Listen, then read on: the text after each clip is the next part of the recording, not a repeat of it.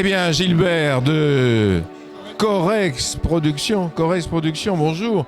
Eh bien voilà, 2023, à nouveau à Brive. Je crois que c'est mon 13e Brive, 13e foire de Brive. Et donc, cette année, j'ai deux actualités. Il y a le quatre-mains, le troisième quatre-mains que j'ai écrit avec Joël Nivard, qui malheureusement nous a quittés en février. Et donc, je suis désormais tout seul, là. Et le roman, ça s'appelle Meurtre en Corrèze.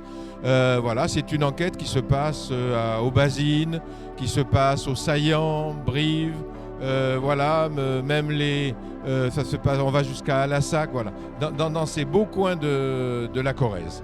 Et en solo, j'ai aussi un livre, donc le 15e roman de ma série de l'inspecteur Dumontel.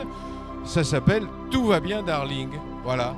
Et là, il y a deux histoires qui sont parallèles, qui n'ont rien à voir, en apparence. Est-ce que ces des histoires se réunissent? Alors la première, c'est une histoire, on va dire, c'est un meurtre, c'est l'amant qui tue le mari, voilà. Hein, bon, voilà, pour faire simple. Donc enquête classique, crime passionnel.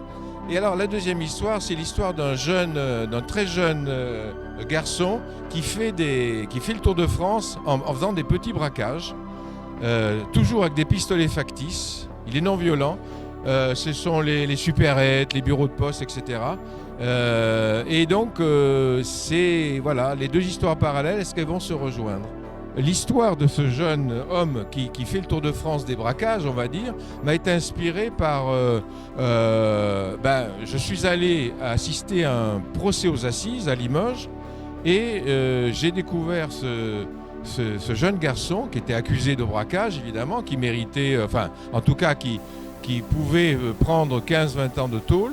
Et j'ai découvert un type formidable, un jeune black, intelligent, cultivé. Et ce personnage m'a donné envie, en fait, je me suis inspiré de sa vie pour raconter cette histoire. Donc il arrive que ce soit les faits divers qui m'inspirent.